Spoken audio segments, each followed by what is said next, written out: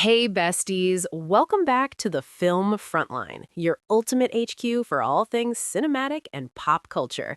It's your girl back at it again, and today we are serving up some massive skyscraper-sized tea.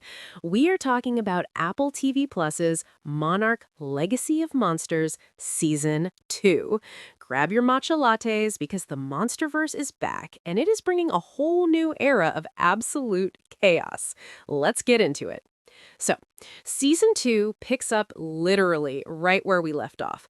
Our faves, and not so faves, Kate, May, and Kentaro have successfully made it out of Axis Mundi, aka the Ultimate Titan VIP Lounge, but they had to leave the elderly Shaw behind. Cue the heartbreak, because Kurt Russell's sacrifice to get the girls out was literally everything. Now, Kate and Keiko are in full save him mode. They are completely obsessed with finding a way back to Axis Mundi to rescue Lee, and their master plan involves none other than Skull Island. Yes, Kong's actual living room. But wait, the plot thickens. Apex Cybernetics, the sketchy corporate giant that originally funded the trip to Axis Mundi, is heavily involved, and they have their own dangerous plans for this realm. If you remember from the wider MonsterVerse lore, Apex is always up to no good. The fact that they are poking around Axis Mundi screams major industry implications. We are looking at the foundational groundwork being laid for major Titan exploitation, or maybe even early blueprints for something mechanical. Let's talk about the real main characters, the monsters. The show heavily leans into the Titans this season, and honestly, we love to see it. Kong gets so much screen time, serving absolute king energy, since his home turf is a key location, while Godzilla pops in to remind everyone who the original boss is. But the ultimate gag? Titan X. This brand new creature is entering the chat, first spotted by Keiko and the young crew back in 1958. It is already being called one of the greatest, most striking additions to the MonsterVerse franchise. The CGI team absolutely understood the assignment. No crumbs left. Now, for the flop era of the season, the human characters. Specifically, our siblings, Kate and Kentaro. The writers tried to give them more agency, but instead they just gave them massive plot armor and terrible decision-making skills.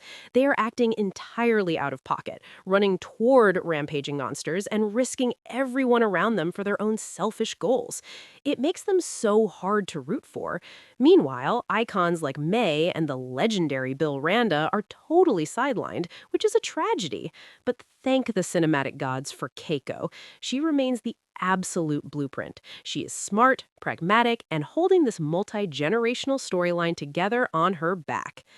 All right, time for the film Frontline opinion. Honestly, season 2 is a total mixed bag, but it's still a certified must-watch if you are a MonsterVerse stan. It fails to deliver compelling arcs for the main modern-day leads, which is super frustrating because we want to care about the people surviving these giant monster attacks. However, it entirely redeems itself with the sheer scale and spectacle of the Titans. Titan X alone is worth the Apple TV subscription. The world building around Skull Island and Axis Mundi is chef's kiss, and it bridges the gap beautifully to Godzilla King of the Monsters. It's not perfect, but it delivers the high-octane monster mayhem we crave. So, I have to know your thoughts.